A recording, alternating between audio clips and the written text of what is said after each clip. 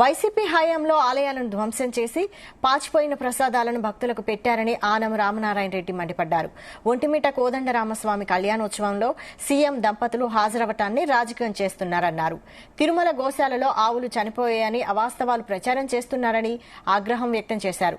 గత 5 ఏళ్ల పాలనలో ఆలయ రథాలను తగలబెట్టడం, విగ్రహాలను ధ్వంసం చేయడం లాంటి ఘటనలు ఎన్నో జరిగాయన్నారు. కూటమి ప్రభుత్వంలో ఆలయాలకు పూర్వ వైభవం తీసుకొస్తామన్నారు. అక్రమాలకు పాల్పడ్డ ప్రతి ఒక్కరిని శ్రీకృష్ణ జన్మస్థలానికి పంపిస్తామని ఆనం అన్నారు.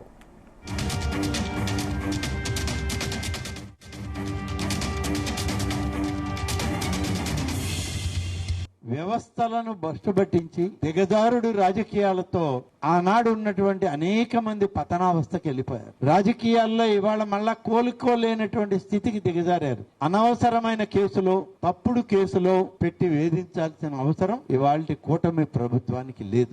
వాస్తవాలని ప్రజల ముందు పెట్టి ఎన్నికల్లో పోటీ చేశాం. మేము 5 సంవత్సరాల్లో మీరు అన్ని వ్యవస్థల్ని దిగజార్చి భ్రష్టు పట్టించారు. వాటన్నిటినీ ప్రజల మధ్యలో పెట్టాం. ఎన్నికల సందర్భాల్లో చెప్పాం, ఈ విధంగా వ్యవస్థలే దిగజారిపోయినాయి. ఈ 5 సంవత్సరాల్లో మాకు అవకాశం ఇవ్వండి అని అంటే కూటమి నాయకత్వాన్ని నమ్మారు, విశ్వసించారు. చంద్రబాబు నాయుడు గారు, పవన్ కళ్యాణ్ గారు, అలాగే నరేంద్ర మోడీ గారి నాయకత్వం బలీయమైనటువంటి వ్యవస్థని ఈ రాష్ట్రంలో, ఈ దేశంలో ఇవ్వగలదని నమ్మి 94% ఓట్ బ్యాంక్ తో తిరిగి మాకు ప్రభుత్వాన్ని అప్పచెప్పారు. మాకు అక్రమ కేసులు పెట్టాల్సిన అవసరం లేదు. గత 5 సంవత్సరాల్లో మీరు చేసినటువంటి తప్పులను మేము ఎన్నికల ముందు కూడా ఎత్తి చూపించాం.